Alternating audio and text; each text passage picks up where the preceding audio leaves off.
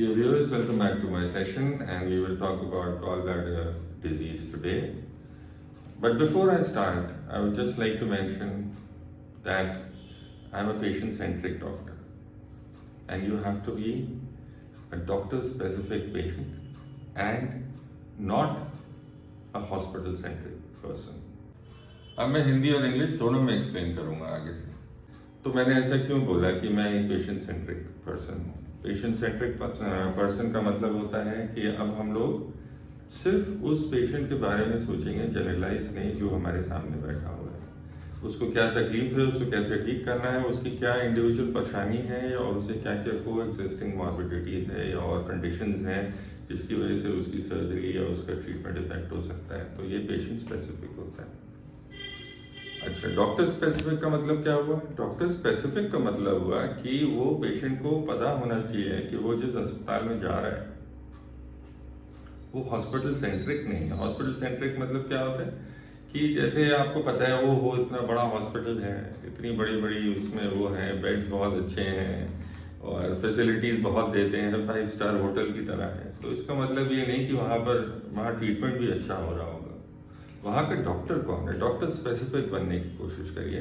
अगर आपको वहाँ पर जहाँ पर भी आप हैं, जिस शहर में भी हैं, जिस कंट्री में भी हैं, आपको ये समझना ज़रूरी है कि वो क्या वो डॉक्टर अच्छा है जो आपको देखेगा, आपको समझेगा और आपके लिए स्पेसिफिकली इंडिविजुअली आपको ठीक करेगा, not as a general person but as a specific person. तो पेशेंट्स जो आते हैं गॉल स्टोन के, हम लोग गॉल स्टोन्स की आज बात करेंगे। तो पेशेंट्स कैसे आते हैं गॉल स्टोन्स के हमारे पास? गॉल स्टोन्स के पेशेंट्स हम लोग देख रहे हैं, मैं खुद 25-30 साल से देख रहा हूँ। तो उसमें सबसे पहले क्या होता है? सबसे पहले पेशेंट आता है और वो ज़्यादातर आजकल तो लेके आते हैं कि भाई अल्ट्रासाउंड में स्टोन्स निकले, अब बताइए क्या करें। तो वो पेशेंट की हिस्ट्री लेना और एग्जामिनेशन करना और वो उसके जो आगे उसको समझाना कि क्या प्रॉब्लम है, वो सब बाईपास हो चुका होता है।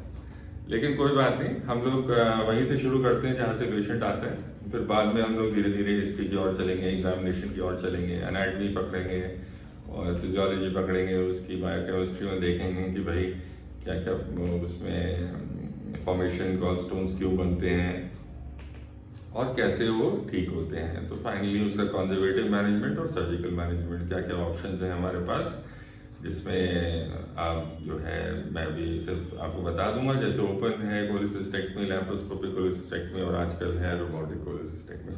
तो इनमें से क्या करना चाहिए, ठीक है। तो हम लोग शुरू करते हैं। सबसे पहले पेशेंट आता है, पूछता है मेरे पास स्टोन्स हैं, निकले हैं, क्या मैं इसका ऑपरेशन कराऊं? दूसरी बात, अगर मुझे कराना है ऑपरेशन तो उसमें कितने दिन लगेंगे ठीक होने में, उसमें क्या हो सकता है, क्या क्या कॉम्प्लिकेशंस हो सकते हैं, और जो है मैं घर कब वापस जाऊंगा। बेसिकली ये चीज़ें वो पूछ के आते हैं पेशेंट्स। तो सबसे पहले समझना ज़रूरी ये है कि हर एक पेशेंट जो गॉल स्टोन का होता है, ये ज़रूरी नहीं है कि उसका ऑपरेशन होगा। क्या आपको उस गॉल स्टोन के कारण कोई तकलीफ है? अगर तकलीफ है तो उसको सिम्टोमेटिक गॉल स्टोन्स बोलते हैं, और अगर तकलीफ नहीं है उसको एसिम्टोमेटिक गॉल स्टोन्स बोलते हैं। तो हर एक केस को ऑपरेट नहीं करना है कि आपके गॉल स्टोन निकला और आप सीधे कहिए, आपको किसी ने बता दिया कि भाई आपको ऑपरेशन कराने जाओ वरना कुछ हो जाएगा। तो थोड़ा सा समझना ज़रूरी है, पहली चीज़। फिर वो आपको ऐसा होता है कि जब पेशेंट आता है तो ये पूछेगा कि उसमें समय कितना लगता है ऑपरेट करने के लिए। तो मैं अपने पर्सनल एक्सपीरियंस से मैं आपको बोल सकता हूँ कि एक टाइम था जब आज से कुछ साल पहले, 4-5 साल पहले, जब ऑपरेशन हुए थे और मैं एक अस्पताल में था देहरादून में। तो वहाँ पर शाम को 5 बजे कॉल आई थी और उन्होंने बोला था कि जो है आपको एक पेशेंट आया है, CGHS पेशेंट है, उसको एडमिट करिए, ऑपरेट करना है। रात को 11 बजे तक वो हुआ था, ऑपरेशन शुरू हुआ था और सुबह 10:30 बजे पेशेंट सर्जिकल ICU में ही था, लेकिन फ़ोन आया कि भैया इसको डिस्चार्ज करना, बेड खत्म हो गया। तो ठीक है, तो 12 घंटे में भी उसको आप एक पेशेंट आपका घर चला जाएगा। कई ऐसी बार होता है कि पेशेंट्स आते हैं, थोड़ी कॉम्प्लिकेशन छोटी मोटी हो जाती हैं तो और उसमें फिर जो है थोड़ा ज़्यादा टाइम लग जाता है, कुछ दिन और भी लग जाते हैं। तो बेसिकली कोई ऐसा हार्ड एंड फास्ट रूल नहीं है कि आपको कितना टाइम लगेगा, लेकिन ज़्यादातर ये देखा गया है कि आपको 1-2 दिन में घर आप आराम से डिस्चार्ज होकर जा सकते हो। ज़्यादातर 24 आवर्स या मैक्सिमम 48 आवर्स, कुछ अगर छोटी मोटी बात है तो साथ में, और ये काफ़ी सेफ ऑपरेशन होता है। तो तीसरी चीज़ लोग पूछते हैं कि कौन सा ऑपरेशन करवाना है, दूरबीन से करवाना है या नॉर्मल ऑपरेशन करवाना है। तो मैं तो कहता हूँ आजकल बिल्कुल ओपन कोलेसिस्टेक्टमी को ना करें तो ज़्यादा अच्छा है, क्योंकि दूरबीन का जो सुविधा है हम लोगों के यहाँ नहीं, आपको लगता है आपके शहर में है तो थोड़ा आप दूर जाके करा लीजिए, लेकिन ऑब्वियसली आप दूरबीन से ऑपरेशन कराइए, क्योंकि जब तक इंडिकेशन नहीं है उसको खोलने का तो आप प्लीज़ मत खुलवाइए।